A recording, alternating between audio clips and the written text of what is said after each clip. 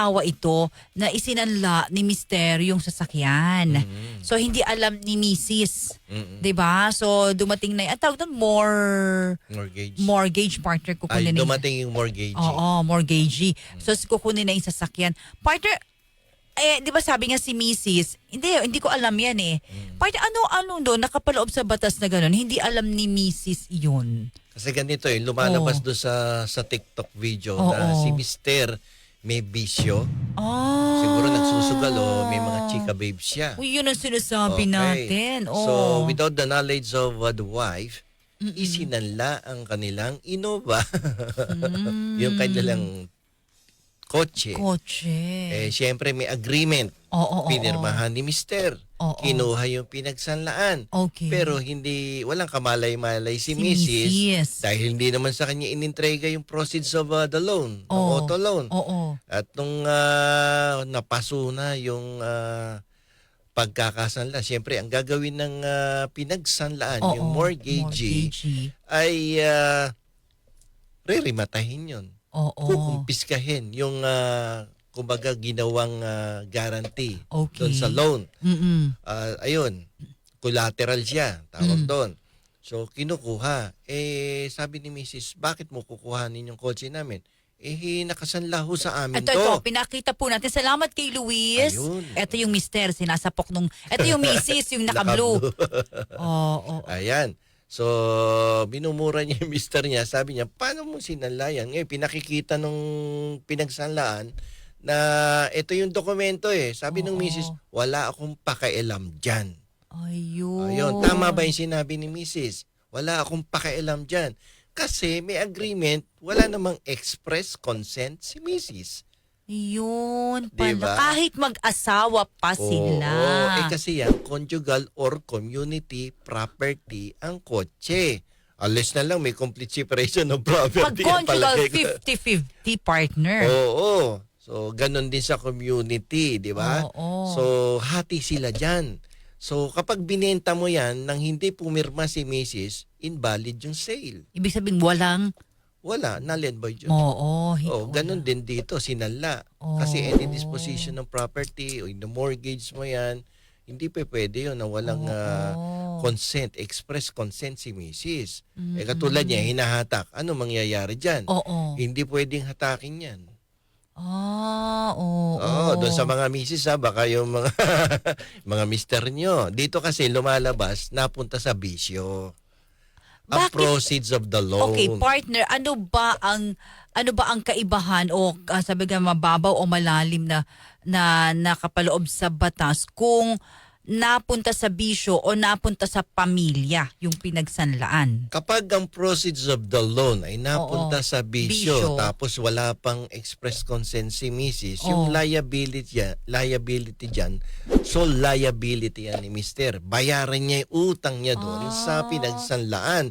Pero wag mong idamay yung asawa mo at yung buong pamilya sa pagkakautang mo. Solo mo yan. Ganito ang batas dyan.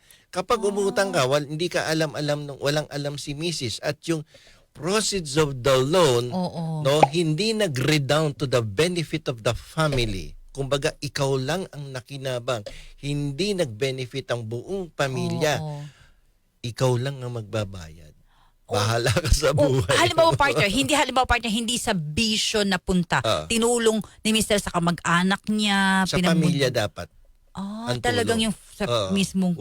kasi sinabi, family. It should redound to the benefit of the family. Pag hindi alam ni ano... Siguro ang sinasabi ng batas doon, yung immediate family.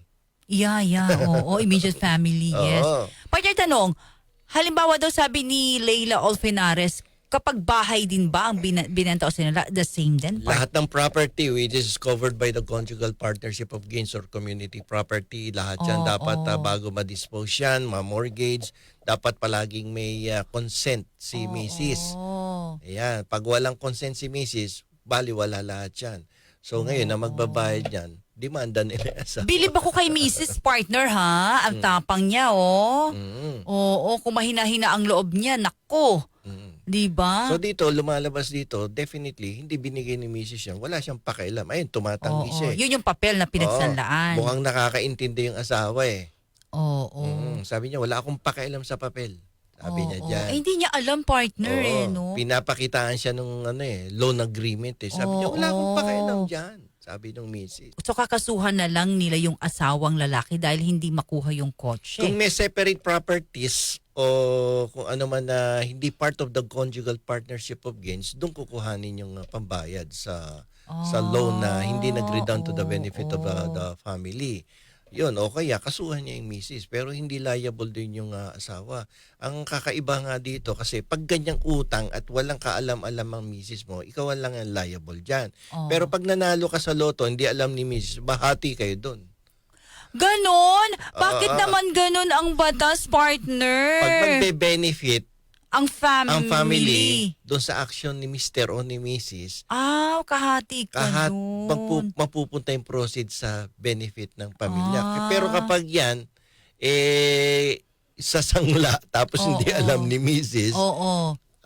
Solo mo yung Okay. responsibility yan. Legal responsibility mo lang yan alone. Okay, partner. Ito twist natin. Medyo may twist kaming tanong sa ni Ferdinand Raimundo. What if kung yung anak naman, isa sa anak ang nagsanla, iba naman ang ano nito? Hindi naman maisasanla ng anak yan because the pangalan document ng is registered under the parents. parents. Kasi hindi porket anak ka, you own the property. Kasi ang mga anak, although anak yan, tagapagmana, yung right nila do sa property is merely inchoate right. Kumbaga, in the future pa yung right mo na yun. So, ang tawag doon, inchoate right. You do not have any existing right at the moment.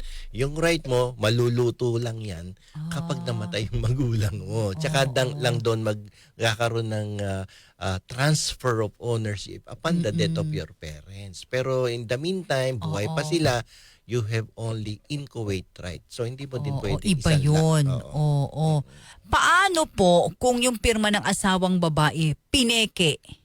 Ay, ganun din ang Tapos resulta. binenta yung bahay, may habol po ba yung babae? Oo, ganun din yun. Parang lumalabas din doon na walang consent si Mrs. Kasi pineke yung ano niya. Tama ba yun? Forgery yung Forgery, falsification. oo. So, wala rin. Ganun din, null and void pa rin. So, pwedeng habulin ni Mrs. yung pagkakabenta. Sabi ni Addictus Attorney Bueno, sa sarap, hati, pagkasabit, solo. Ganun talaga. Kaya Addictus Rex, kapag nag-asawa ka, alam mo na. Oo. Pag nagsanla si Mrs., bayaan mo si Mrs. makulong. Aral yan sa Diba? mga mag-asawa. No? Oo, Maylin. Dapat kung nagigipit ka sa pera o kaya baka mamaya napasubo sa sabong to, nagkautang, sinanla yung kotse. Pag-usapan nyo mag-asawa kung paano resolbahin ang problema sa pagkakautang. Hindi yung nagbibigay ka ng sanla sa iba, hindi alam ni Mrs. Lalo ka mapapahamak. Kakasuhan ka dito ng ano. Kahit attorney, nagkautang din sa credit card, nagkautang din sa mga kaibigan, dahil may nagkabisyo, sabong, or whatever, Pag sugal. galing sa pag yung process ginamit mo sa mga sabong, sa sugal, sa mga Hindi alam ni pag-chicks mo, Mrs. hindi alam ni Mrs. Wala yun. Yung sole responsibility mo yun. Pero kapag nag-benefit yung family, ibang usapan yun. Sa credit card, hindi alam ni Mr. or ni Mrs.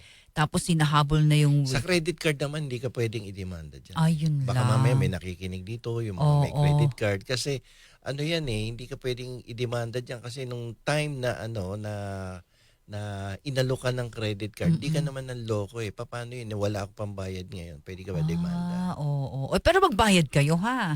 Bayad ka. Ito sabi ni, nangusapang batas, magbayad kayo. Iba naman yun. So, ang aral dito, partner, ay si Mr. Huwag ka partner. nang bibisyo. Oo, ang Nang hirap hindi mo isasanla yung kotse mo. Oo, ang hirap na pag may bisyo na ganyan, natutok sa partner, no? Yung property, conjugal property nila ni Mrs. So, ang lesson dyan is yung property ninyo, hindi ka pwedeng mag-desisyon mag-isa kapag ikaw ay kasal, no? Sa isang, katulad niyan, babae. Sapagkat yung nag-go-govern na property regime dyan is either the conjugal partnership of gains or the absolute community of property na kung saan, bago mo ma-dispose yan, definitely dapat may express written consent from the spouse. And in this case, si babae, walang express consent. Kaya ayun, tinatabig-tabig niya yung papeles. Kumusta naman yung pinagsanglaan, partner? Paano yun? Hahabulin niya yung lalaki. Lalaki pa rin. Yung lalaki yung habulin niya. Paano kung walang pambayad si lalaki, walang trabaho? Pwede siyang idemanda niya ng panloloko. Sabi Sabi niya, sabi mo may consent ng misis mo to, di ba? Oo. May fraud. No, doon sa part na medyo oo. mabigat yan. Sabi naman ni asawa, babae, bahala ka dyan. Bahala ka sa buhay mo. Aral sa'yo yan. Oo. Di ba, So, hindi partner? sasabit si misis dyan kasi wala nga siyang consent eh. Yan ang Naku. mahirap dyan Di dyan papasok yung sa hirap at ginhawa. ginhawa lang kayo magkasama. Asawa mo yan, ko partner. Ayun. Di So, ba? yun ang mahirap dyan. Nako, ayan. Attorney Bueno, law and beyond. Learn the law, know your